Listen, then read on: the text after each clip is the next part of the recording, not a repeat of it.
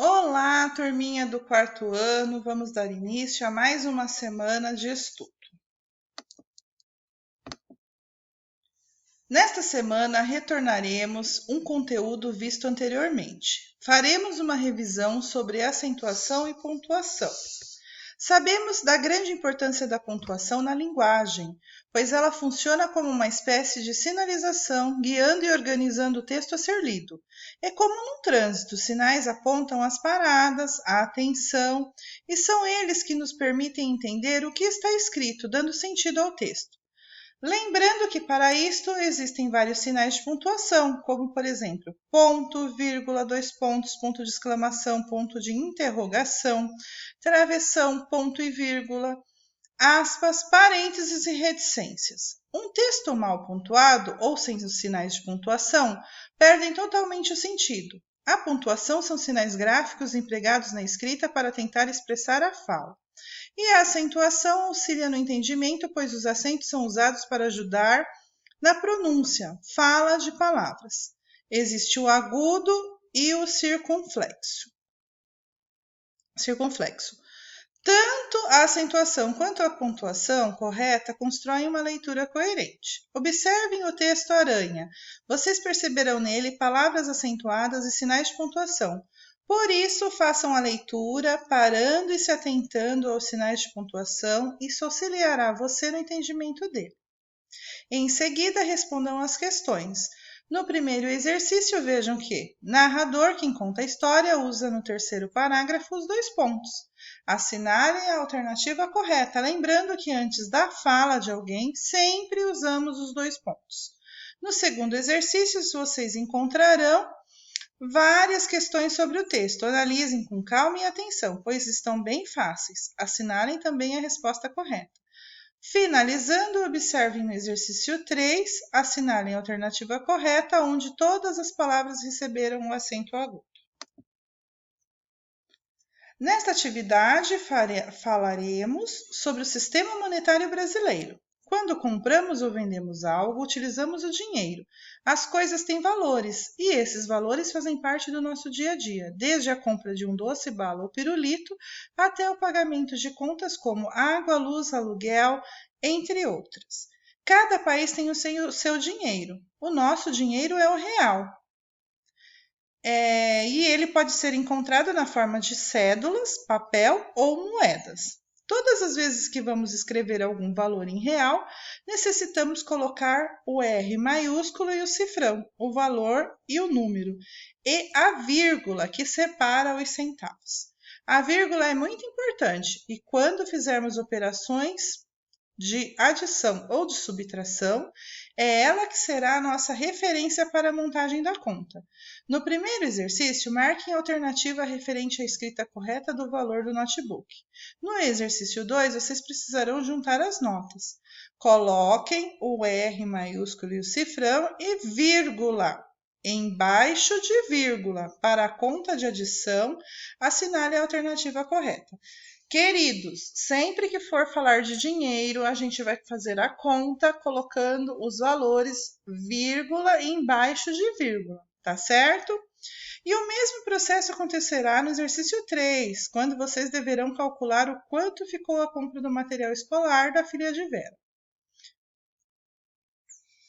Vírgula embaixo de vírgula. No quarto exercício, o procedimento é o mesmo, porém os números são menores. Aqui um aluno comprou na cantina algumas guloseimas e vocês poderão montar a conta no papel ou apenas contar nos dedos. Em seguida, assinale a alternativa correta do resultado. Finalizando, vocês encontrarão uma tabela com preços atuais e antigos de alguns produtos. Observem com atenção e respondam. No preço atual, qual é o produto mais barato? Em ciências naturais, continuamos estudando as partes da planta. Sabemos que cada uma dessas partes tem uma função importante. Nesta semana estudaremos as flores e os frutos. Nem todas as plantas têm flores, pois algumas são incompletas e não possuem flor, mas aquelas plantas em que há em que tem flores, são elas as responsáveis pela reprodução das plantas. Após a floração, surgem os frutos e é nos frutos que ficam as sementes que dão origem a outras plantas. A natureza é perfeita e já estudamos anteriormente sobre a planta ser produtora, porque produz seu próprio alimento. Então, além disso, as plantas possuem uma parte masculina e outra feminina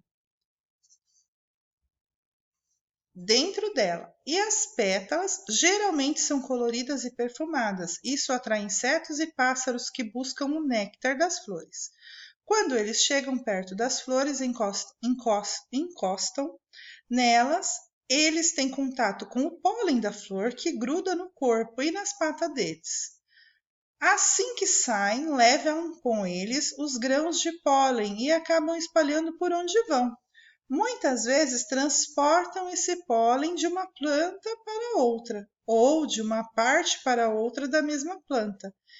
Esse transporte de pólen é chamado de polinização.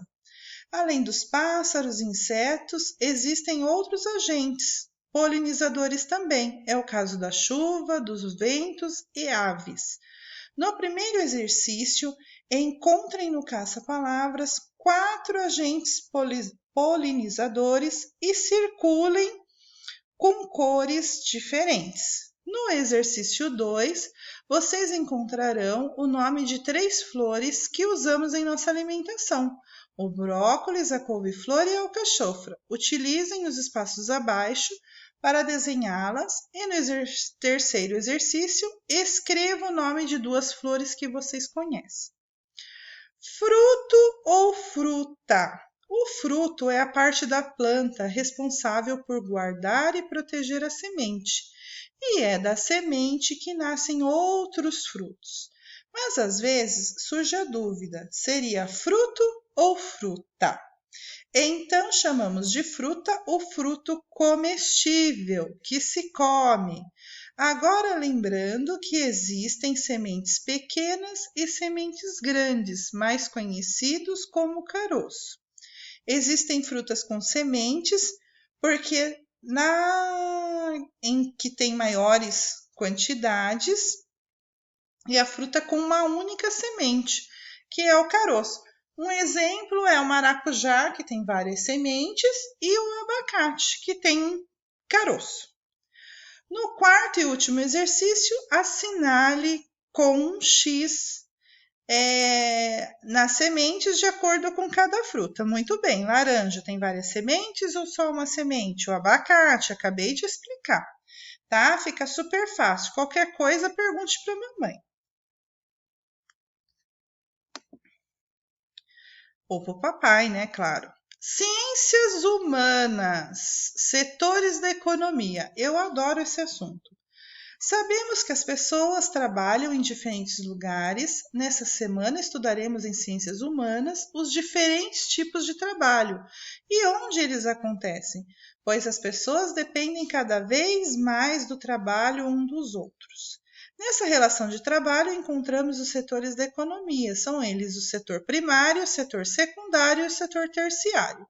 O setor primário é a primeira etapa dos setores. Estamos falando do campo, do sítio. Lá planta-se e cria-se animais. É no campo ou no sítio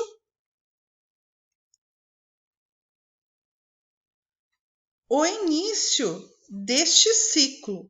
As plantações e as criações de animais necessitam ser no campo, onde a área é aberta e maior.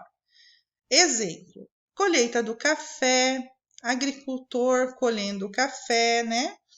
Setor secundário. Acontece na fábrica, na indústria. O produto que sai do campo passa pela indústria, pela fábrica.